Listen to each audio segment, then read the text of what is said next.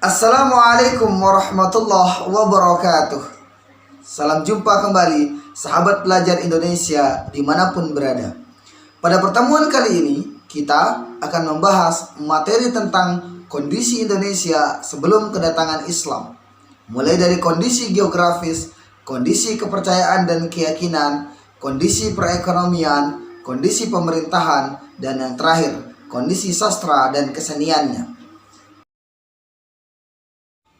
Secara geografis, Indonesia merupakan negara kepulauan terbesar di dunia yang terletak antara Samudra Hindia dan Samudra Pasifik.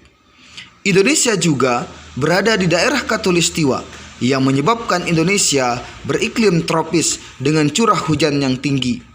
Iklim disertai angin musim menyebabkan adanya kemarau dan penghujan dengan waktu yang berbeda-beda pada setiap wilayah. Keberadaan dua musim ini memberikan pengaruh yang kompleks pada berbagai aspek kehidupan penduduk. Pertanian, pelayaran, dan perdagangan erat hubungannya dengan musim.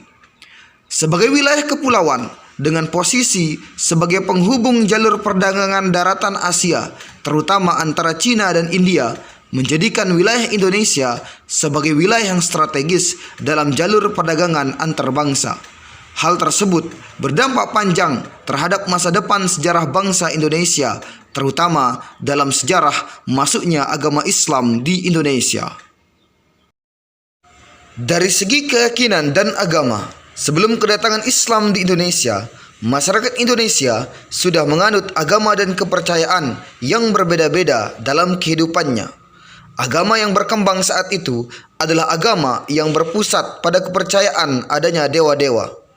Agama Hindu dan Buddha berkembang pada masa kerajaan Majapahit, ditandai dengan bangunan candi yang tersebar di beberapa wilayah dengan arca-arcanya.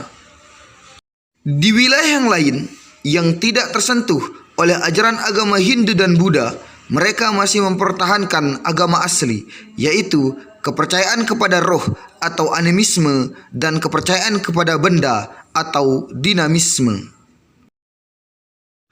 Dari segi politik dan pemerintahan, masyarakat Indonesia sebelum kedatangan Islam telah mengenal sistem pemerintahan dan sistem politik yang baku. Hal ini dibuktikan dengan adanya peninggalan dari Kerajaan Majapahit dan Kerajaan Sriwijaya dengan bukti-bukti artefak yang telah terbukti keautentikannya.